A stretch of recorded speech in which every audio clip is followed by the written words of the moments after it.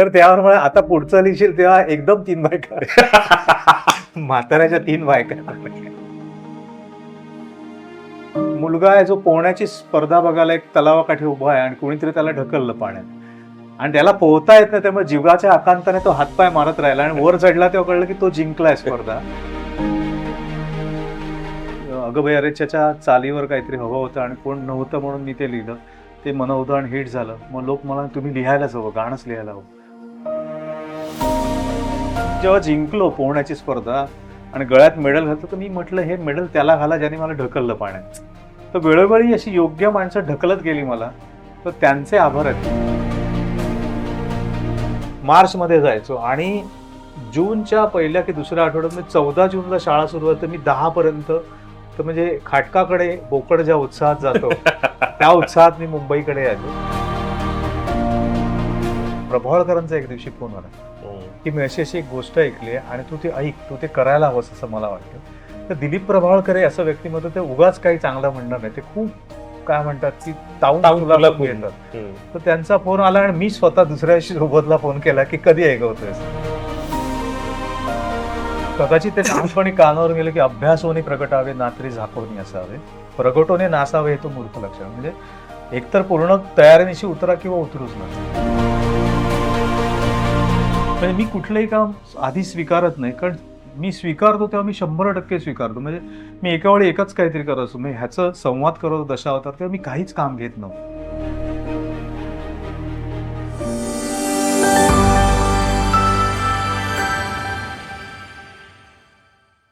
बाहेर कोसळणारा पाऊस असतो आणि सोबत गुरु ठाकूर, यापेक्षा आणखीन रंगत ती काय हवी आयुष्याला. शब्द आणि पावसाच्या सुरांची ही बरसात खऱ्या अर्थानं अनुभवूया. गुरु, खूप खूप स्वागत आहे लेट्सअप मध्ये आणि कित्येक वर्षांनी तुझ्यासोबत हा संवाद साधताना पुन्हा एक नवा आनंद आहे. आणि ह्या सगळ्या बरीच वर्ष हो, आय थिंक एक 9 वर्षांनी आपण बोलतो 2016 नंतर ऑन कॅमेरा. ह्या सगळ्यामधला आत्ताचा असणारा म्हणजे तुझे तशा अर्थानं वेगवेगळे दशावतार पाहिलेले आहेत. म्हणजे रंगांमधला, शब्दांमधला, सुरांमधली असली तुझी जाण, अभिनयातलं तुझं असणारं नैपुण्य, कौशल्य वेगवेगळं. ॲज अ कलाकार म्हणून किती अंगांनी एखाद्याने समृद्ध असावं याचं मूर्तिमंत उदाहरण तू आहेस. तर ह्या सगळ्यामध्ये मी आत्ता ज्या वेळेला ऋतुचक्र किंवा रानबिलोरी अशा पद्धतीचे शब्द येतात आणि त्यावेळेला असं वाटतं की आजही मराठी कवितेला, मराठी गीताला तेवढाच एक काय म्हणतो की त्याचा अनुभवाचा संचितही आहे आणि सौंदर्यशास्त्राच्या दृष्टीनेही ते तितकंच सघन आहे. काय सांगशील या प्रवासाबद्दल आणि ओव्हरऑल दशावतार आत्ताच्या घडीला तुझ्या आयुष्यात नेमकं काय आहे? आधी शब्दांबद्दल सांगतो, कारण मला नेहमी असं वाटतं की गीतकार किंवा लेखकाला ही संधी असते की ते शब्द जे व्यवहारात नाही आहेत किंवा मराठीत अत्यंत उत्तम शब्दसंपदा आहे, छान छान शब्द आहेत, पण ते कोणी वापरतच नाही. म्हणजे सरसकट सगळ्या शब्दांना आता एकच इंग्लिश शब्द किंवा हिंदीत बोलणं होतं. तर ते शब्द नाही आहेत का, तर व्यवहारात नाही आहेत, कानावर पडत नाहीत. मग आपल्यालाच संधी असते, खास करून गीतकारासाठी ती मोठी संधी असते, कारण गाणं हा एकमेव प्रकार आहे तो सर्व स्तरांपर्यंत जातो. सगळी लहान मुलं असो, मोठे माणसं असो, ते पुन्हा पुन्हा कानावर पडतात. तर मग त्या संधीचा आपण असा उपयोग का नाही करू?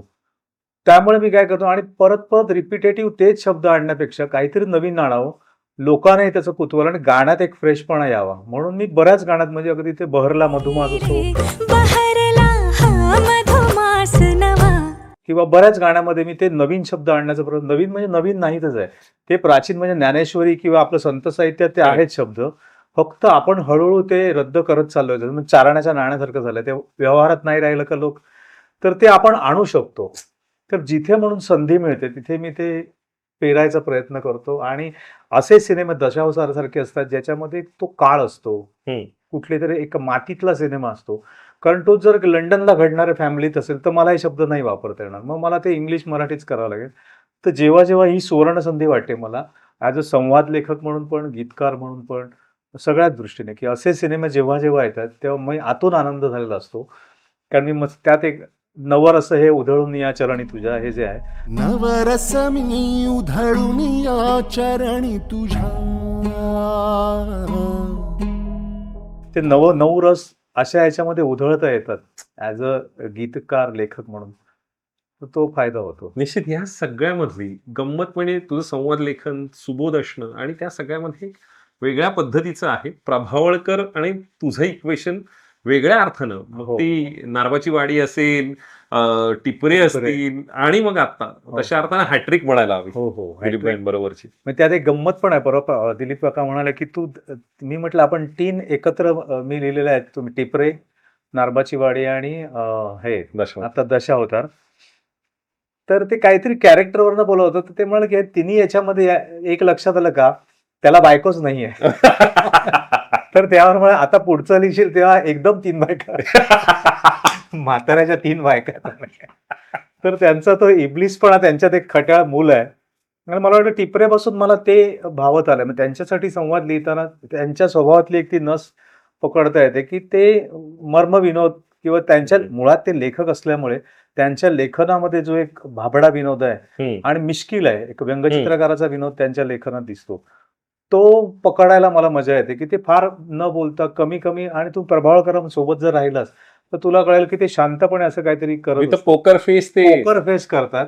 अनेकांना सेटवर ते असे गंभीरपणे काहीतरी सांगायचे, म्हणजे त्यांना जर असं तू हात लावला असं जरा तिकडे असं करतात ते, आणि समोरचा माणूस सॉरी सॉरी असं म्हणतो आणि ते असं एक रिॲक्शन देतात. तर ते त्यांच्या कॅरेक्टरमध्ये आणायला मजा आहे. जो मी टिपऱ्यामध्येही होतं, नारबाच्या वाडीमध्ये तर पूर्ण कॅरेक्टर तसं होतं की ते असं गरीब आहे पण तो हुशार आहे. आणि इथे तेच मिळालं. इथे तर तो नट आहे, म्हणजे रंगमंचावर वावरणारा. तर 2 छटा होत्या. त्या सुबोधने जी कथा हे केली होती पटकथेत, तर तो बाहेर अत्यंत भाबडा, निरागस, साधा वाटणारा माणूस, म्हणजे बावळट सारखा, लोक त्याला हाफमॅड पण म्हणतात की गावातला. तोच माणूस जेव्हा रंगभूमीवर उभा राहतो तेव्हा त्याचं अख्खं रूप बदलून जाणं. आपल्याकडे अनेक नट असे होऊन गेले आहेत की तिथे गेल्यावर ते वेगळे वाटतात. तर ते त्यांच्यासाठी चॅलेंज होतं मोठं. त्यांना खूप आवडलं होतं ते की हे काहीतरी वेगळं करण्याचं. आणि मला लेखनातून ते संवादातून आणता आलं. या सगळ्यामध्ये म्हणजे मन उधाण वाऱ्याचे ते आत्ताचा असा प्रवास पाहिला तर एका अर्थाने 2 दशकं तू रसिकांच्या हो. मनावर अधिराज्य गाजवतोयस तुझ्या 25 वर्ष होती ना. 25 म्हणजे ओव्हरऑल त्या हो, सगळ्या हो. गोष्टीला जर पाहिलं तर ऍज अ लेखक म्हणून, हो हो तर ह्या सगळ्याकडे एक पाहताना मागे वळून पाहताना नेमकं मनात काय येतं, ऍक्टर म्हणून इथे यायचं असणं आणि मग ते लेखनाकडे वळणं, मग गीतकार आणि ओघाने त्या तुझ्या असणाऱ्या कविता, व्यंगचित्र, वॉटर कलर, ह्या सगळ्यामध्ये कशा अर्थानं तू Correct. काय रसायन आहेस तू? रसायनपेक्षा मला असं वाटतं की म्हणजे मी मध्ये एकदा मी असं स्टेटमेंट केलं होतं की मी इथे काहीतरी व्हायचंय आणि असं आलंच नव्हतं. म्हणजे एक एक मुलगा आहे जो पोहण्याची स्पर्धा बघायला एक तलावाकाठी उभा आहे आणि कोणीतरी त्याला ढकललं पाण्यात आणि त्याला पोहता येत नाही, त्यामुळे जीवाच्या आकांताने तो हातपाय मारत राहिला आणि वर चढला तेव्हा कळलं की तो जिंकलाय स्पर्धा. तर ते जीवाच्या आकांताने जे असतं की त्या वेळेला गरज म्हणून मी ते करणार आणि 100% मनापासून करत राहिलो. मला कधीच वाटलं नव्हतं की मी गीतकार होईल. तेव्हा त्या अगं अरेच्याच्या चालीवर काहीतरी हवं होतं आणि कोण नव्हतं म्हणून मी ते लिहिलं. ते मनोउधाण हिट झालं. मग लोक म्हणाले तुम्ही लिहायलाच हवं, गाणंच लिहायला हवं. तर ते म्हणजे कधी कधी काय होतं की चेंडू बॅटच्या मध्ये येईपर्यंत वाट बघावी लागते. आणि दुसरं जे असतं की तुम्हाला संधीच नाही, शेवटचेच बॉल आहेत. तर जर मिळेल तर चेंडू बॅटच्या मध्ये कसा येईल यासाठी धडपड करत राहा. तर ती दुसरी धडपड मी प्रत्येक म्हणजे संवाद पण. त्यामुळे मी जेव्हा जिंकलो पोहण्याची स्पर्धा आणि गळ्यात मेडल घालतो तर मी म्हटलं हे मेडल त्याला घाला ज्याने मला ढकललं पाण्यात. तर वेळोवेळी अशी योग्य माणसं ढकलत गेली मला. तर त्यांचे आभार आहेत की तू डायलॉग लिही, तू गाणी कर, तू अमुक कर, असं करून नाही जमेल जमेल तुला. तर ते करत राहील. पण मला ना असं वाटतं की सर्कसमध्ये एक विदूषक असतो जो वेगवेगळ्या पद्धतीने वाकुल्या करून अख्ख्या त्या समूहाला हसवत असतो, त्या प्रेक्षकांना एक वेगळं मनोरंजन करत असतो. तितक्यात धावता धावता धावता तो असा वर चढायला लागतो. चढता चढता इथून तिथे तिथून तिथे कोलांट्या उड्या मारायला लागतो. त्या सगळ्या हे एका दोरीवरून दुसऱ्या दोरीवर असं करत तो ज्या पद्धतीने करता करता एका पॉइंटला एक ट्रपीज त्याचं ड्रेस ओढून काढतो आणि त्यावेळेला त्याला कळायला लागतं, आपल्याला कळायला लागतं की अरे आपण ज्याला विदूषक समजतो हा खरं तर ट्रपीज आहे. तर त्यावेळेला मला असं वाटतं की तो त्या पद्धतीचा ट्रपीज आहे जो वेगवेगळे काय त्याच्यावरची वसनं जी लिहिलेली आहेत ती एक एक एक एक एक एक फक्त त्यातला चित्रकार, व्यंगचित्रकार. म्हणजे असं झालं की मी ते लपवल्यापेक्षा काय होतं की त्याचे तया गळाले तो राजहंस जसं होतं. वा. मला माहित नव्हतं हे मी करू शकतो. कोणीतरी ढकलल्यावर मी ते प्रयत्न करायला लागलो आणि अरे चांगलं लिहितो की पहिलंच गाणं मनउधाण वारायचं होतं. मन उधाण वाऱ्याचे गुज पावसाचे तर मलाच मग गाणं लिहिणं हे काहीतरी ग्रेट काम आहे आणि मी लिहिल्यावर सगळे म्हणाले की पत्कींसारख्या माणसांनी दाद दिली की अरे तू गीतलेखनच करायला हवं, सोड ते ऍक्टिंग वगैरे, असं ते मला एकदा म्हणाले. तेव्हा मला मी act- चेंबूरच्या क्लब मधली रात्रीची ती बैठक आठवतीये की ज्या वेळेला त्या रात्री ते सुचत नव्हतं आणि त्याचं नरेशन झाल्यावर उद्या गाणं हवंय. Acres club acres club. तर ती जी घाई होती आणि ते सापडत गेलं आणि मग कळलं की आपल्या आतमध्ये आहे आणि मग तुम्ही आतमध्ये खणू लागता अजून अजून. तसं झालं की आपल्याच घरातल्या ट्रंकेत वस्तू आहेत आणि आपण कधी ट्रंक उघडलीच नाही. काहीतरी निमित्ताने दुसरं काहीतरी अल्बम शोधायला उघडतो आणि मिळत जातं. तसं मला ते संवाद लेखन, गीतलेखन एक एक एक एक मिळत गेलं, कविता सापडत गेली. आणि तो कोणालाच खरं वाटणार नाही की कॉलेज संपेपर्यंत मी एकही कविता लिहिली नव्हती किंवा कोण कविता करायची त्यांची काय कवी असं म्हणून मी मस्करी पण करायचो. तर पण तुला ह्या सगळ्या बरोबरच उर्दू पण तितकंच उत्तम तू हो, हो. लिहू शकतोस. correct. त्या सगळ्या प्रवासाबद्दल तू सांगास असं मला वाटतं आणि ताज लँडसेनचा तिथला एक्सपिरियन्स किंवा त्या सगळ्या भागातलं कुठलं तरी हॉटेल आणि ह्याच्याशी काहीतरी ते उर्दूचं नातं आहे तुझं. हो हो हो. मी थिएटर करायचो आणि मला हिंदी थिएटर करायचं किंवा ही सगळी क्रेज होती ना तेव्हा. नाटक करता करता तुम्हाला हिंदीत जायचं असेल तर तुमचं हिंदी चांगलं पाहिजे. Correct. तर तेव्हा मी उर्दू शिकायला लागलो. माझा एक मित्र होता, तो ह्याच्यात शिकला होता. तो मला थोडं बहुत उर्दूचं ज्ञान असल्यामुळे तो ते शायरी गझल वगैरे मधला एक्सपर्ट होता. तो मला समजवायचा काय काय काय. आणि हळूहळू दुसरी गोष्ट आहे की चित्रकला आवडची, कॅलिग्राफी करायचो. तर त्या कॅलिग्राफीत ते उर्दू अक्षरं म्हणजे मला ते ताजमहालवरती ते डिझाईन नाही आहे ते त्या उर्दूमध्ये. तेव्हापासून त्या लिपीचं मला एक भुरळ पडली की हा हे कसं आहे, म्हणून मी शिकू लागलो आणि मग त्याचे उच्चार मग मला ते लिहिताना उपयोगी पडू लागलो. हिंदी बोलताना नट म्हणून काम करताना मला ते हिंदीचे उच्चार मी त्यानंतर मी काही हिंदी मालिकामध्ये तेव्हा काम पण केलं होतं. तर ते स्क्रिप्ट दिल्यावर माझं वाटायचं ना की हा मराठी मुलगा वाचतोय. कारण आणि दुसरं माझं आडनाव ठाकूर असल्यामुळे खूप जणांना वाटायचं की हा तिकडचं आहे राजस्थानचं वगैरे. तर त्याची मला मदत झाली आणि मग हळूहळू मग मी मराठीत म्हणजे तू बंगालशी नातं सांगू शकतोस. हो रवींद्रनाथ टागोर.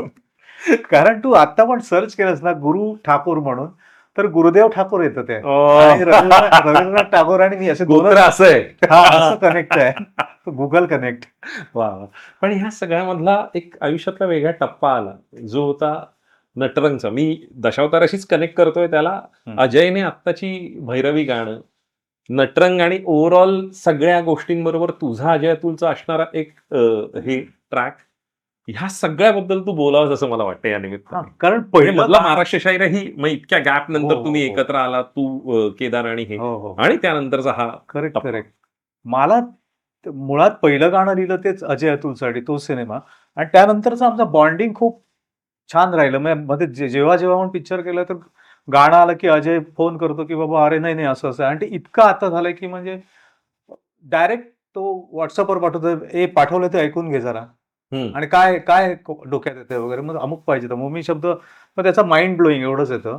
तर हे असणं नाही तर कधी कधी काय तुम्ही तासन तास संगीतकारावर बसलाय, डोकेफोड करताय, मग त्याचं वेगळं आहे, डिरेक्टर एक वेगळं ब्रीफ घेऊन. आणि ते डिरेक्टरचा शब्द असतो की मजा नाही आ रहा है, पण त्याला माहित नाही मजा म्हणजे काय हवंय त्याला. तर तसं Ajay Atul Clarity of thoughts. तर की म्हणजे फोनवर म्हणजे कित्येक जी आता खूप लोकांनी डोक्यावर घेतलीत गाणी, चंद्रमुखी असेल हे असेल, ती म्हणजे अशी व्हॉट्सअपवर त्याने पाठवलं आणि हे मी 4 ओळी पाठवला, दुसरा ऑप्शन देऊ का, नाही नाही डन आहे डन आहे असं त्याच्याकडनं येणं, हे कुठेतरी तुमचं ते तो सुवर्णमध्ये गाठला हा, जाणं आणि हा. तुमच्या दोघांच्याही वेव्ह वेव्स मॅच होणं, फ्रिक्वेन्सी मॅच होणं. म्हणजे शाहीरच्या वेळी तसंच झालं की मी जाऊन तिथे बसायचो, मी सकाळी जायचो कारण ते अगदीच डेडलाईन होते आणि सगळी गाणी आधी एकाच वेळी पाहिजे होती वगैरे. तर मी सकाळी गेलं का तो वाजवायचा काहीतरी, मी लिहायचो, पूर्ण तो वाजवायचं, अशी गाणी झालीत. असं आम्ही अजय अतुल सोबत पण असं काम मी सुद्धा कधी केलेलं नाही की सलग. म्हणजे एकदा असं झालं की तो हा म्हणाला, अंकुश आला होता, तो आदल्या दिवशी रात्री तो 10:30ला गेला, मी उशिरापर्यंत बसलो होतो. दुसऱ्या दिवशी सकाळी तो आला, अंकुश, तो मी तिथेच होतो सोफ्यावर लिहित. तो म्हणाला तू रात्री गेलाच नाही का घरी. तर असं काम पण ते अदरवाईज होत नाही. मी याच्यासाठी खूप फेमस आहे, मी फार लोकांमध्ये मिसळत नाही, फार कमी लोक आहेत ज्यांच्याशी मी कनेक्ट होतो. तर मला असं वाटतं की ती वैचारिक वेवलेंथ मिळाल्याशिवाय मी सहज तसा गर्दीत रमणारा माणूस नाही. तर तिथे अजय अतुलकडे तेच माझं होतं आणि त्यामुळे ते इतकी वर्ष मग ते बघा उघडून दार असेल किंवा जे असेल,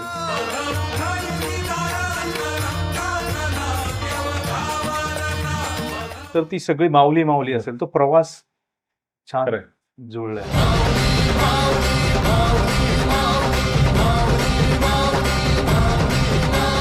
आणि त्या सगळ्यामधला म्हणजे तुझं असणारं कोकणाशी असणारं एक कनेक्ट आहे.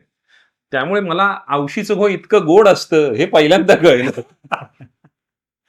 म्हणजे त्या मालवणी भाषेतली गोडी आहे. त्याच्या आधी विजय बरोबर एक शिरा पडो असं गाणं. ते शिरा पडो त्रासिक म्हणतात. हं. पण मी ते लव्ह सॉन्गला वापरलं आणि मला नेहमी प्रयत्न असतो, की कोकणातले जे शब्द आहेत, ते मी लहानपणापासून ऐकतोय. मग याचं क्रेडिट आई-बाबांना द्यायचं, त्या सगळ्या तुझं तिथलं असणाऱ्या त्या मातीशी असणारी ओढ मातीशी आणि प्रेम. असणारी ओढ. म्हणजे अरे लहानपणी सांगतो मी, मार्च महिन्यात आम्हाला एसटीत बसवून द्यायचे. परीक्षा संपली की त्यांना गावी पाठवायचं आजोबा. मग कधी-कधी आई, मी आणि बहीण असायचो. कधी-कधी मी मामासोबत वगैरे मार्चमध्ये जायचो आणि जूनच्या पहिल्या की दुसऱ्या आठवड्यात म्हणजे 14 जूनला शाळा सुरू होते. मी 10 पर्यंत तर म्हणजे खाटकाकडे बोकड ज्या उत्साहात जातो, त्या उत्साहात मी मुंबईकडे यायचो आणि सगळे ऋतू तिथे हो. कारण तो उन्हाळा आणि पावसाळा सुरू होतो. पहिला पाऊस, त्याला मिरग म्हणतात, जो मृग नक्षत्र, तो मातीचा वास, तो सगळा मी तिथे यायचो. त्यामुळे मुंबईत आल्यावर मला शाळा आवडायची नाही. थोडे दिवस तो असं म्हणतात ना, की ते त्या वातावरणात असायचं, का मला इथे आणलंय का असं. तर ते मनात तो म्हणजे मी त्या 4 महिन्याच्या शिदोरीवर पुढचे 8 महिने काढायचो. का परत कधी परीक्षा संपणार? म्हणजे शेवटचे पेपर तर मला आठवतच नाहीत. शेवटचे 2 राहिल्यावर मला आता गावी जायचं, गावी जायचं. तर तेव्हा बघितलेला जो कोकण आहे, तो निसर्ग आहे सगळा, तो कुठेतरी मनात खोल रुतून बसलाय. पण जेव्हा कित्येक जेव्हा वर्षांनी बहुधा हे वर्ष असेल की तू गणपतीला गावी नाही गेलास. यंदा असते याच्या दशावतारामुळे. पहिल्यांदाच असं झालं. खरंय. ह्या सगळ्यामधला ओव्हरऑल असणारा जो तुझा सुबोधचा कनेक्ट असेल किंवा हं, हं. जी आत्ताची भैरवी तू लिहिलीयस, हं. त्या सगळ्या गोष्टींबद्दल तू बोलावंस असं मला वाटतं. कारण ही वेगळ्या पद्धतीचं म्हणजे नटरंग उभा मातीतलं. हो. तर तसं जे आहे किंवा त्या सगळ्याला असणारं एक कलावंताचं देणं जे आहे हं, हं. आणि कलावंताचं मागणं आहे. हं. ह्या दोन्ही गोष्टी त्यामध्ये आलेल्या आहेत आणि ते एक खऱ्या अर्थानं सर्कल हो, हो. कम्प्लिशन आहे. ते एक वर्तुळ पूर्ण होतंय असं मला वाटतं. करेक्ट. नाही तो मी जसं म्हटलं मगाशी, की कोकणात जायचो. तर तो सीझन असतो मार्च ते पावसाळा येईपर्यंत. सगळीकडे जत्रा असतात.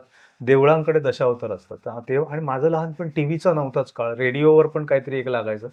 मग संध्याकाळी काळोख व्हायचा, पेट्रोमॅक्स पेटायचं. मग गडबड किंवा उत्साह कुठे, तर एकतर टुरिंग टॉकीज यायचं आणि दुसरं म्हणजे देवळाकडची जत्रा. मग आम्ही त्या जत्रेला जायचो. मग ते रात्रभर ते बघायचे, ते भजनचे वास हे ते आणि तो दशावतार मागून बघायचो आम्ही. म्हणजे पुढे ते काम करतच आहेत.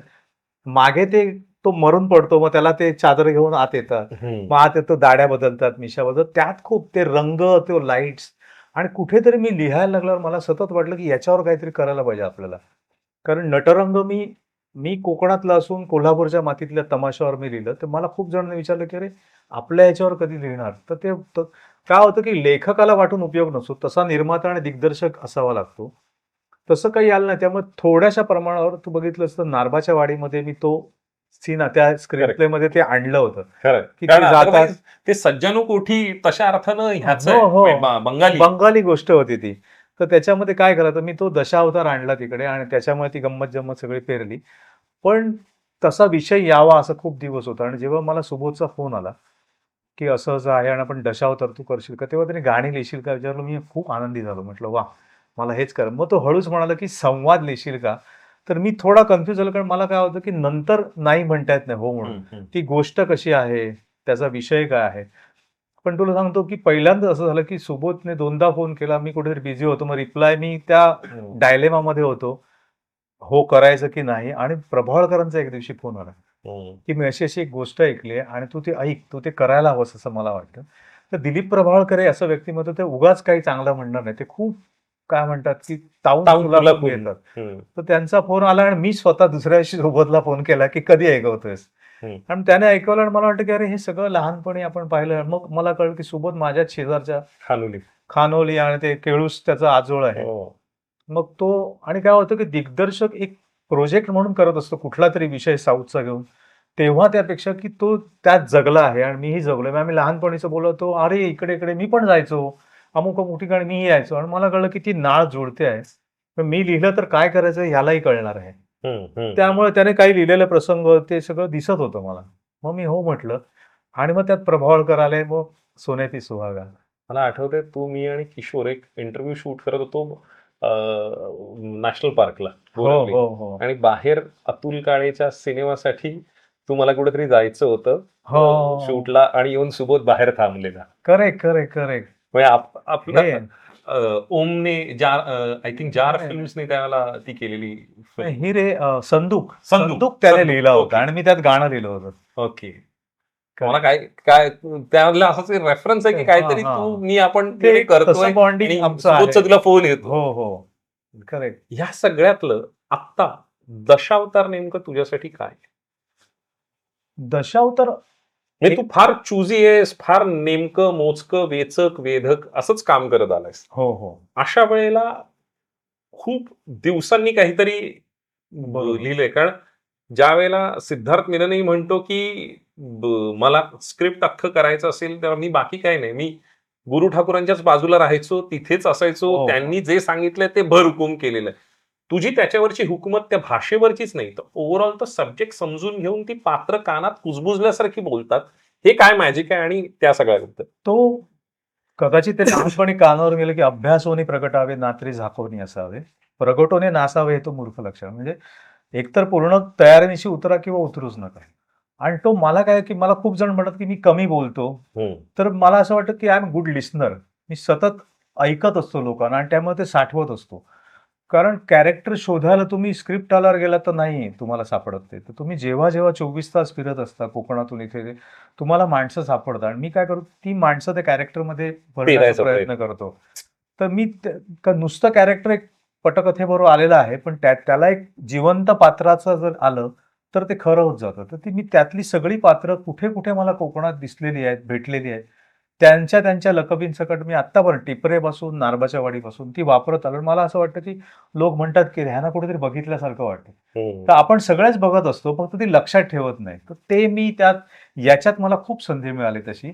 आणि मी तसं काय म्हणतात की कुठलाही लेखक ते एक हावरा असतो ना की आपल्याला सगळं रंगपेटी अख्खी मिळत असेल तर चित्रकाराला ती हवी असते. नाही तर 3च रंग 2च रंग, एखाद्याच्यात फक्त लावणी लिहायची, एखाद्यात फक्त नांदी करायचे, बाकी शहराचा सिनेमा.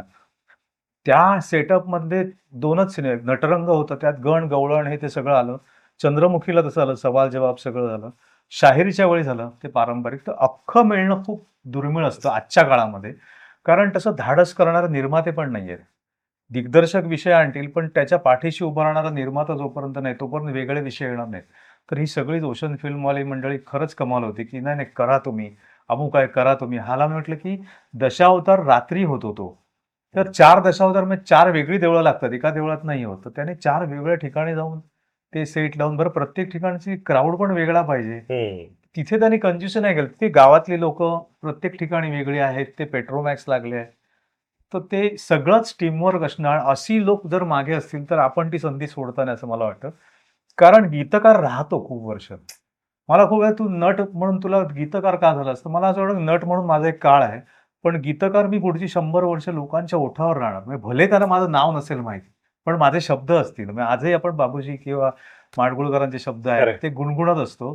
तर ते राहतो त्यांच्याबरोबर आणि त्यांचं सुख-दुःख ते आपल्या शब्दात सांगणार 100 वर्षांनी. याहून आणखीन काय पाहिजे? खरंय. क्या बात आहे. ह्या सगळ्यामध्ये नेमकं व्यंग टिपावं कॅरेक्टर जशी तू बघतोस आणि ती कुंचल्याने किंवा पेन्सिलने उतरवावी हं. आणि आपल्याला ती नॅक आहे ह्याची जाणीव नेमकी कधी झाली?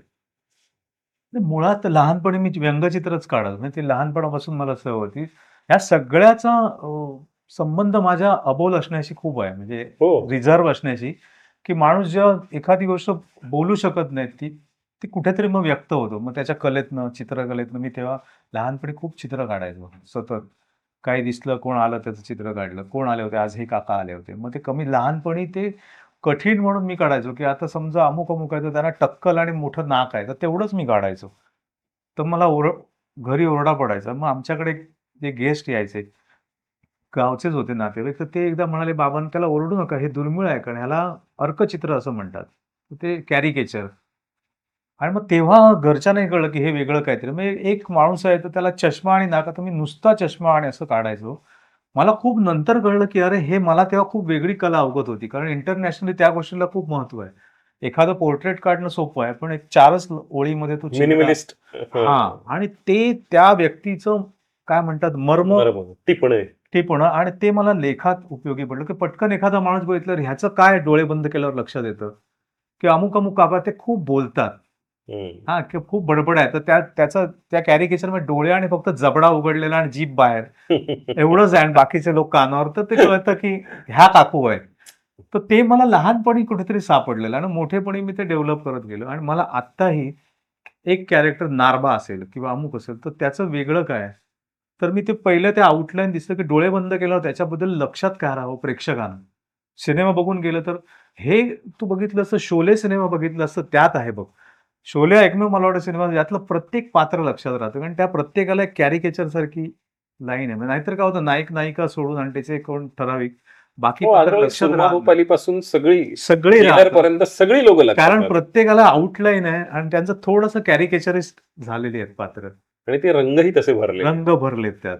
ह्या सगळ्यामध्ये अर्कचित्र आहे, पण तू तितकीच पोर्ट्रेट्सही उत्तम करतोस. हो. म्हणजे हे फार रेअर आहे. म्हणजे अदरवाईज मी एकाच स्पेशलाइज्ड आहे तर मी तेच कल्टिवेट हो, करत हो, जातो, हो, पण हो. तू तितकीच रंगतदार हो. पद्धतीचं असतं. नाही, मला वाटतं की चेहरा कळला आणि निसर्गचित्रही फॉर दॅट मॅटर. निसर्गचित्रही हो. तर मला निसर्ग तो कोकणाने दिला. लहानपणापासून मी जेव्हा मुंबईत यायचो, तर इथल्या शाळेतल्या मुलांना आमचं गाव कसं आहे, कसं सांगणार? तर मी ते चित्रात ते काढून दाखवायचो. असं आहे, इथे विहीर आहे. मग जसा मोठा होत गेलो, तर रंगवून दाखवू लागलो. मग मला कळलं की रंगामध्ये काय म्हणतात ते गंध नाही भरू शकत आहे. ते साउंड नाहीत. मग त्याच्यातून कुठेतरी मी लिहू लागलो, की ते सगळंच तर ते एकात एक अशी कडी आहे. आजही मला लिहिताना म्हणजे कौशल एकदा म्हणाला, की तुझ्या गाण्यामध्ये मला चित्र दिसतात. म्हणजे तू चित्र भाषेत लिहितोस. कुठलंही व्हिज्युअल असताना माऊली आम्हाला दिसतं.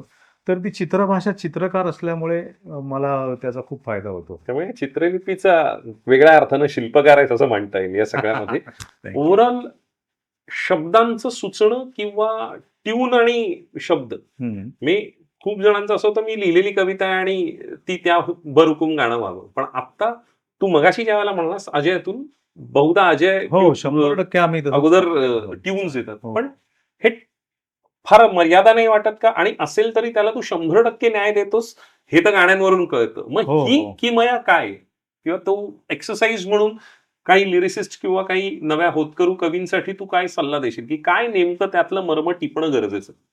मर्म म्हणजे एक तो विचार दिला जातो, की या गाण्यामध्ये काय हवं आणि एक चाल असते. हं. काही म्हणजे अजय बरोबर काम करताना किंवा यांच्याबरोबर ती गंमत आहे, की त्या विषयाप्रमाणे त्यांची चाल असते. म्हणजे ती आर्तता त्यात होती म्हणून खेळ मांडला झाला. ते ऐकताना यात काय शब्द येतील हे तुम्हाला कळतं. खेळ मांडला खेळ मांडला पण असं असतं, की तुला एक शब्द सुचलाय ते दुःख मांडायला, पण तिथे 2 अक्षरे आहे आणि तुझ्या डोक्यात 5 अक्षरी आहे. तर तुझा शब्दसंचय खूप पाहिजे. त्यासाठी तुम्ही ऐकत राहायला पाहिजे. जितके शब्द नवीन कानावर पडतील, ते कुठेतरी जमवत राहायला पाहिजे. ते ऑटो झालं पाहिजे. म्हणजे मुद्दाम मी आता हा शब्द लक्षात ठेवेन असं नाही. ती हॅबिट होते तुम्हाला हळू-हळू. हं. तर मला लहानपणीपासून ती सवय होती, की कोणाचं वेगळं ऐकलं तर त्याची नक्कल करायची, की तोच त्याला ऐकवायचा शब्द. त्यामुळे कदाचित ती सवय झाली आणि मराठी भाषेला इतकी प्रचंड परंपरा आहे. म्हणजे एकतर आपल्याकडे बोली आहे. म्हणजे मालवणी असेल, कोकणी असेल, अहिराणी कोल्हापुरी, असेल. अहिराणी असेल, तर त्या एकाच शब्दाला तेवढे शब्द तुम्हाला ऑप्शन मिळतात. ते पात्र कुठल्या प्रांतातलं आहे त्यामुळे त्याला ते मिळतं. आणि त्याच्याशिवाय संत साहित्य म्हणजे तुला ज्ञानदेवे रशिला पाय तुका झाला कसे कळसे हे वाक्य सोपं आहे. पण ज्ञानदेव म्हणजे 1200 पासून तुकाराम 1600 400 वर्षामध्ये भाषा बदलत गेली. तर त्यामध्ये ना ते एकच थॉट प्रत्येकाने वेगळा मांडलाय आणि वेगळे शब्द आहेत. तर तेही माझ्या अनेक गाण्यामध्ये शब्द असतात. इव्हन अप्सरा आली, नटली थटली त्यातले शब्द सुद्धा मला संत साहित्यातून सतत कानावर गेल्यामुळे ते मिळाले आहेत. अप्सरा आली, इंद्रपुरीतून खाली पसरली लाली. नाहीतर उमटली वगैरे आहे ना त्यात, जशी उमटली चांदणी रंग महाली. नटली थटली जशी उमटली चांदणी रंग महाली. तर हे सगळे शब्द त्या संत साहित्यातून आहेत. तुम्ही ते कुठे वापरता? हे म्हणजे मग एक छोटा किस्सा सांगतो. मध्ये एक मुलाने मला फोन केला, की "सर, मला गाईडन्स हवा आहे तुमचा. काय वाचायचं? मला गाणी लिहायची आहेत." तर मी त्याला म्हटलं, की "संत साहित्य वाच." तर तो म्हणाला, की "नाही सर, इतक्यात काही मला काय म्हणतात ते हे नाही करायचं नाही. मला लव्ह सॉन्ग वगैरे लिहायचे आहेत." तर म्हटलं, "अरे लव्ह सॉन्गचा आणि त्याचा तू वाच तरी." तर तो म्हणाला, "नाही, पण संत साहित्यामध्ये सगळं ते डिव्होशनल असणार ना. तुम्ही मला लव्ह सॉन्ग लिहिणार आहेत." मी त्याला उदाहरण दिलं होतं, की त्याला म्हणलं, "अवचिता परिमळू, झुळकाला आळू मावू." हां, तर ते हे काय अवचितापळीमुळे काय जुळका लाडू मग मी म्हणे गोपाळू आला गे माय तर तो म्हणाला हे डिवोशनल आहे तर त्याला म्हणलं की मेरी सासों को जो महका रही है वो पहले प्यार की खुशबू है. तेरे सासों से हे काय तो म्हणाला लव्ह सॉन्ग आहे म्हटलं थॉट बघ की एक गंध अवचित आलाय आणि तिला वाटलं की हा तोच आहे ज्याची आपण वाट आणि बघतो हे ज्ञानदेवांनी 12व्या ज्ञानदेवाने शतकात लिहिलं. 12व्या शतकात लिहिलंय पण तो मेरी सासों को जो महका रही है हा थॉट तोच आहे म्हटलं तू कुठे वापरतोस पण ती शब्दकळा आणि तो विचार त्याच्या मागचा तो विचार तू घेतलास तर तो म्हणाला हा हा सर मग त्याला नंतर ते पटलं पण ते त्याच्याकडे बघण्याचा तुम्हाला कारण Approach आणि दृष्टिकोन. अप्रोच तुमचा काय ज्ञानेश्वराने अनेक ठिकाणी ती रूपकं वापरलेली आहेत ती रूपकं तुम्ही तुमच्या ह्याच्यात वापरू शकता तर त्या अँगलने तुम्हाला मुळात ती दृष्टी असणं गरजेचं आहे कारण माऊलींनी तेवढ्याशा आयुष्यात इतकं करून हो ठेवलेलं हो आहे. हो ह्या सगळ्यामध्ये ज्या वेळेला आपण बघत असतो ओव्हरऑल तुझ्या आवडीचे कवी गीतकार किंवा असं तुला तशा अर्थाने कोणाचा संस्कार खऱ्या अर्थानं आवडला किंवा रुचला भावला पटला असं म्हणता येईल. खूप जणांचे म्हणजे सुरुवातीच्या काळामध्ये सोपं सोपं असताना पाडगावकर ही मंडळी वगैरे होती ग्रेसांच्या कविता नंतर कळत गेल्या मला पण मला असं वाटतं की प्रत्येक वयाच्या प्रत्येक टप्प्यावर तुम्हाला कविता वेगळ्याने कळते किंवा आधी कळलेली कविता नवा अर्थ अर्थ. सापडतो तुमच्या त्या एजमध्ये म्हणजे एक एक मतितार्थ असतो एक भावार्थ असतो म्हणजे लिटरल आणि लॅटरल मिनिंग असतो तुम्हाला कळतं की अरे असा अर्थ होता पण माझं भाग्य असं की माझे आजोबा किंवा माझ्या घरामध्ये संत साहित्याची खूप हे होती त्यामुळे पहिल्यापासूनच तुम्हाला बीएचे किंवा एम एचे पेपर असल्यामुळे आणि ते चौथीची स्कॉलरशिप सोपी होती. चौथीची सोपी झाली माझ्यासाठी आणि पण ह्या सगळ्यामध्ये ओव्हरऑल जेव्हा गुलजार साहेब त्यांची भेट झाल्यानंतर किंवा तशा पद्धतीने काही संचित हा, शेअर करशील तसं का? ते कळायला लागलं म्हणजे काय गुलजारांच्या कविता ज्या आता प्रत्येकाला असं होतं की त्या वयात कदाचित मला कळल्या नसतील त्या म्हणजे दिन खाली खाली बर्तन है, रात है जैसा अंधा कुआ तर ते खाली बर्तन म्हणजे काय वगैरे तर ते कळायला पण तुमचं एक वय यावं लागतं म्हणजे इजाजत सारखा सिनेमा तुम्हाला 15-16 वर्षी नाही कळतो हळूहळू तुम्ही हे प्रत्येक वेळी त्याचं झिरपत वेगवेगळं- जाणंही गरजेचं आहे. झिरपत जावा लागतो तर ते त्यांचं लेखन मला प्रचंड भावत गेलं आणि नक्कीली मी एक हिंदी अल्बम केला होता त्यांना भेटलो किशोरमुळे अर्थात आणि मग ते किशोरचा तो एक किस्सा आहे की तो माझी ओळख तेव्हा तो- यशवंतराव चव्हाणला झालेलं ना? यशवंतराव चव्हाणला तो म्हणाला की मेरे एक दोस्त आहे तो ट्यून पे लिखते हैं तर ते त्यांना वाटलं की किशोर म्हणाला असं की तो सतत तक्रार करतो की चालीवर का कवीचे शब्द आधी पाहिजेत त्याला वाटतं गुलजार ते म्हणतील की बरोबर आहे तुझं तर गुलजार म्हणाले की मैंने अपनी जिंदगी में 80% गाणे ट्यून पे ही लिखे हैं तर आप काहीतरी त्यांनी मला दाद दिली गुलजारांनी तर क्या बात आहे यार, क्या बात आहे. हे सगळं ज्या वेळेला बघतोस तू जसं म्हणतोस की कोणीतरी धक्का दिला आणि पोहायला लागलो आणि ना पहिला आला. ह्यामधली जर माणसं आठवायची झाली तर कोणाकोणाला तू श्रेय देशील या सगळ्या ही माणसं कोण आहेत तुझ्या आयुष्यातील? बरेच जण आहेत. म्हणजे कॉलेजमध्ये एकांकिकेसाठी मला ढकलणारे लिहिणारे मग नंतर केदारमुळे तो मी सिनेमा अगबे अरेच्चाचे टिपरे असेल अजय अतुल तर बऱ्याच वेळा म्हणजे मी त्यांना सांगतो की नाही रे नाही असं सुरुवातीच्या काळामध्ये त्यांचे आभार यासाठी की मी नाही म्हणायचो कारण मला कुठेतरी ते पटलं नव्हतं की मी गीतकार आहे ते म्हणायचं तुला जमणार तू हे घेऊन जा जमेल तुला काय काय सगळं असतं अतुल अतुल अतुल मला दम बिम पण द्यायचं की अरे जमतंय सगळं जा तू कारण मी अरे जमेल का ना कोणाकडून तरी करून घ्या वगैरे असं नाही नाही काय जमत किंवा मी गेलो तर त्याचं सुरुवातीला असं वाक्य आहे गुरु तू आलायस आता आयुष्यात तू घरी जायचं नाही लिहीपर्यंत वगैरे पण तेव्हा त्यांनी फोर्स केला म्हणून मी ते बसून आणि माझा भिडस्त स्वभाव असते नाही मला जायचं असं नाही पाहायचं कधी मी ते रात्री पण एकदम जोर दिल्यावर कळायचं की अरे जमतंय की आपल्याला तर तेव्हा ते फोर्स करणं जे होतं ते ह्या सगळ्या पण मंडळींनी हे जे प्रभावळकरही म्हणाले माझ्या आणि गुरूंमध्ये एक साम्य आहे मी पहिल्यांदा नाही म्हणतो हो हो हो हो तर पहिल्या नकाराधिकाऱ्याने ते सुरुवात करावं की Exactly. धन्याचा माडा म्हणावा काय नेमकं काय असतं त्यावेळेला नाही काय होतं ते एकतर नाही म्हण आधी टाळतो कारण काय ती भीती असते की हे नाही झालं तर अर्ध्यावरून सोडतोय म्हणजे मी कुठलंही काम आधी स्वीकारत नाही कारण मी स्वीकारतो तेव्हा मी 100% स्वीकारतो म्हणजे मी एका वेळी एकच काहीतरी करत असतो म्हणजे ह्याचं संवाद करत होतो दशावतार तेव्हा मी काहीच काम घेत नव्हतो इतर लोकांचं कसं एका वेळी 4 कामं सुरू असतात तर मला ते जमत नाही 100% याच्यात मग मला असं वाटतं की हे 100% आपण करणार आहोत पण हे जर नाही झालं आणि बाकीची सोडली तर ते रिस्क असू शकते तर ती जोपर्यंत मी तो खुंटा बळकट आहे असं मला खात्री नसते तोपर्यंत करत नाही काही काही वेळा असं होतं की 1-2दा झालंय की पूर्ण प्रोजेक्टसाठी मी वेळ दिलाय आणि तो प्रोजेक्ट झालाच नाही. मग ते 2 महिने मी सतत त्या स्क्रीन प्ले आणि याच्यावर काम करत होतो. मोठं प्रोजेक्ट होतं आणि अचानक कळलं की कॉर्पोरेट करत होते. मग त्याने काहीतरी ते ॲक्टर्स अवेलेबल नव्हते. मग पुढे गेलं आणि मग झालंच नाही. हिंदीसाठी सुद्धा एक प्रोजेक्ट केला होता मी. जे सतत 3 महिने आपण काम करतो. सगळं छान होतं आणि अचानक कळतं की अरे नहीं हो रहा है वो. तर त्यामुळे आता काय आलं की ती आधी हो म्हणायलाच भीती वाटते. गाण्याचं कसं असतं की तू गाणं देऊन पण जेव्हा पटकथा, संवाद अशा गोष्टी करतात तेव्हा तुम्हाला एक सौष्ठव होते भरपूर सगळं. वेळ द्यावा लागतो त्यासाठी आणि ते अर्धवट करून मग कधी होतं, अर्धवट काम केल्यावर तेव्हा तुम्ही निसटून जाता किंवा पैसे मिळाले, काम झालं.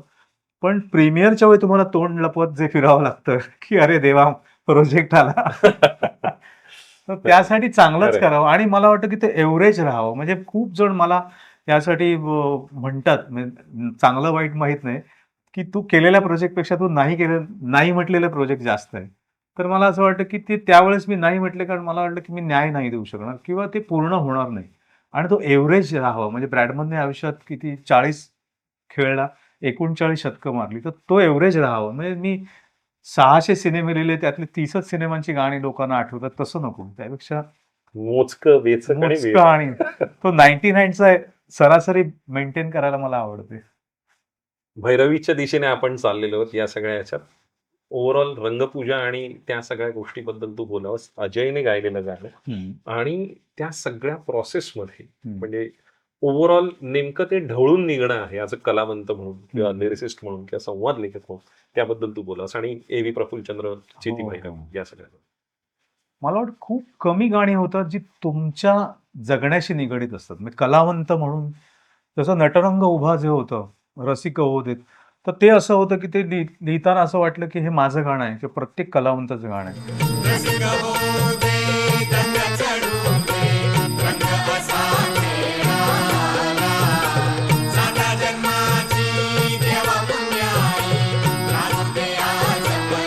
खेळ मांडल्याच्या वेळी तसं वाटलं की हा स्ट्रगल करणारा प्रत्येकाचा आहे.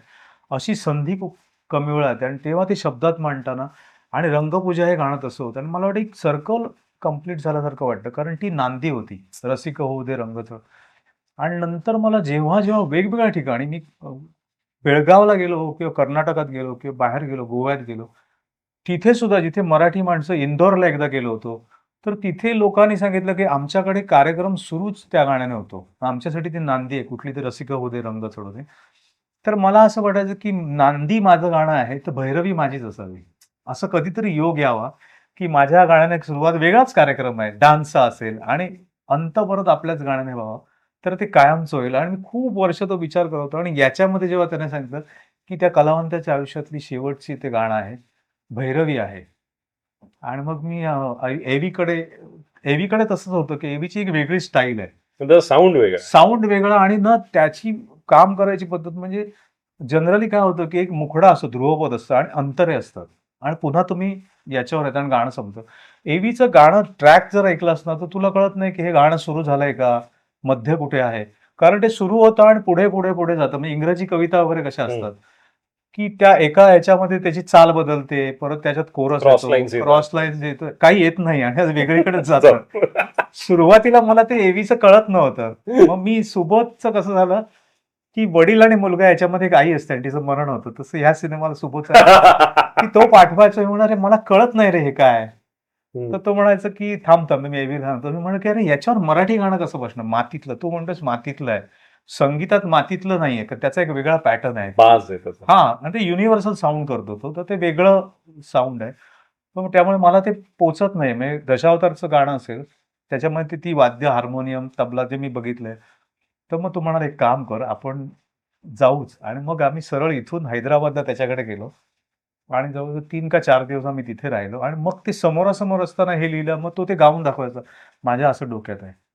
मग मी ते शब्द लिहिलं. असं करता-करता ती गाणी झाली आणि ते आम्ही गाणी करून आलो इकडे. म्हणजे जी गाणी मला असं वाटत नाहीच होणार, ते 4 दिवसात आमचं काम झालं आणि त्यात ते रंगपूजा हे सगळं म्हणजे करतानाही वाटलं होतं. हे रोज नवा कोण मानून घे रंगपूजा. एखादं गाणं करताना तुझ्या लक्षात येतं, की हे काहीतरी वेगळं होतंय आणि ते करताना मला सतत ते सगळे वयस्क कलावंत होते मला कुठेतरी प्रभावळकरांचं ते कृष्णराव हेरमकरांची ती सोलोलोकी आहे ते, की त्या वयामध्ये एखाद्या नटाला वाटतं की आता हे शेवटचं आहे आणि अख्खं आयुष्य मी तुझ्यासाठी वेचलंय रंगभूमीसाठी, आणि ते डायलॉग मी केल्यामुळे मला खूप मदत झाली. नटरंग आणि ह्याच्या गाण्यात हा फायदा झाला की दोन्हीचे संवाद मी केले होते. संवाद करताना तुम्हाला पात्र आलेलं असतं, त्यामुळे फार काही त्या चालीत बसवायचं असतं ते. तर तो सगळा माझ्याही आयुष्यातला जो असेल कलावंत म्हणून असेल की प्रत्येकाच्या, तो मी त्या शब्दात मांडण्याचा प्रयत्न केला. आणि अजयचा आवाज, मग आधी ते सतत होतं कोण गाणार, मग अजयच्या आवाजात, कारण ना हाय पिचची गाणी अजयची खूपच सगळ्यांनाच माहिती आहेत, पण ह्या गाण्यामध्ये एक दर्द आहे आणि ते वयोवृद्ध कलावंताची वेदना पण आहे. आणि वेदना हा मला वाटतं अजयचा, म्हणजे इथे त्याच्या काहीतरी तो जन्माला घेऊन आलाय असं वाटतं मला नेहमी. कारण उमगाया बाप मी खूप जणांच्या आवाजात पण ऐकलंय, पण अजयचं ऐकताना ते रडू येतं. घडी भरतो थांब जरा, ऐक त्याची धापड, लई अवघड हाय गड्या. देवा काळजी खूप जण गातात शोज मध्ये वगैरे, पण अजयचं मूळ ऐकताना तुझ्या डोळ्यात पाणी येतं. देवा काळ माझा, देवा काळ, देवा काळ माझा, देवा काळ. तर ते काहीतरी आहे त्याच्या आवाजात, तर त्यामुळे माऊली की ते डोळ्यात पाणी येतं. तर ते डोळ्यात पाणी म्हणजे काय, तर तुला इथे लागणं ते काळजाला भेटलं हा. तर तुम्ही शब्द लिहित असता, आणि एक अजीबसी कशिश आहे हा, म्हणतो ना हा, आपण, हा. ती ओढ आहे त्याच्या करेक्ट त्या करेक्ट करेक्ट. सुरांमध्ये. ती शब्दांची पालखी घेऊन जाणारा मनुष्य असतो, तो खूप महत्वाचा असतो, तो गायक असतो. खरं आहे. तर ते अचूकपणे तो पोहोचवतो. आणि हे स्टुडिओत गाताना आम्ही इमोशनल, मी आणि सुबोध बसलो होतो ना, तर तो सुबोध नंतर असं माझं अरे हेच पाहिजे होतं असं, ते ही जी ते बिटवीन द लाईन्स हा. टिपणं जे ते फार खूप महत्त्वाचं. होतं. आणि तो तिथून म्हणाला, तो गाताना इमोशनल झाला आणि त्याला कुठेतरी हाय पिच काहीतरी होतं, ते हे नाही जाणार रे, कारण हे इथून येतंय, हे माझं वाटतंय मला, असं अजयने इथून माईकवरनं म्हणणं ही दाद मोठी आहे. दाद आहे. निश्चित या सगळ्यामध्ये खऱ्या अर्थाने या मुलाखतीची भैरवी ही एक तुझ्या एखाद्या कवितेने व्हावी अरे ही विनंती. म्हणजे माझ्यातला कवी सापडण्याची, म्हणजे मी कुठेतरी लिहित होतो, मला कविता लिहिता येतात हे कळलं होतं, पण मी ते, म्हणजे त्याच्यात काय अर्थ नाही, कारण कविता करून काय करणार असंही होतं. तर नंतर तोच कवी मला सापडत गेला आणि आज मी जिथे आहे त्याचं कारण तो आहे, तो माझ्यातला कवी. तर त्याच्यावर एक माझी कविता आहे त्या काळातली, म्हणजे सुरुवातीला मी लिहित होतो की नुसत्याच व्यवहार शून्य कल्पना रंगवत बसतो, म्हणून बुडवला होता माझ्यातल्याच कवीला मी कधी काळी त्याच्या त्या झोळी सकट. तेव्हा त्याच्या त्या वरवर रिकाम्या दिसणाऱ्या झोळीत कवितांचं एखादं बाढ राहून गेलं असावं बहुतेक, नाहीतर कुठून येत असाव्यात या अशा कविता अचानकपणे मनाच्या पृष्ठभागावर, नकळत एखादा तवंग उमटाव्यात अशा, कुठून येत असाव्यात. क्या बात आहे गुरु, इतका आपलेपणाने तू लेट्सअपशी बोललास, थँक्यू मनापासून आभार. Thank you. Love luck and success यार. Thank you thank you thank you thank you so much. Social मीडियाच्या भाऊ गर्दीत विश्वासार्हतेने चकाकणारे नाव म्हणजे लेट्सअप मराठी. नाही, सगळ्यांना, सगळ्या नागरिकांना ती स्पीच, ती right लेट्सअप आहे. वरील मुलाखती म्हणजे विचारांचा खजिना. त्यानंतरच्या निवडणुकीमध्ये मला सोडून गेले. बातम्या केवळ वस्तुस्थिती सांगणाऱ्या, न प्रोपगंडा, फक्त जनतेचा अजेंडा. क्योंकि आने वाला कल जाने वाला है, जाने वाला कल आने वाला है. राजकारण, मनोरंजन असो की क्रीडा क्षेत्र, महाराष्ट्राची स्पंदने संवेदनशीलतेने टिपणारे माध्यम म्हणजे लेट्सअप मराठी. जगासोबत एक पाऊल पुढे राहण्यासाठी लेट्सअपचे ॲप, सोशल मीडिया आणि वेबसाईट सोबत कनेक्टेड रहा.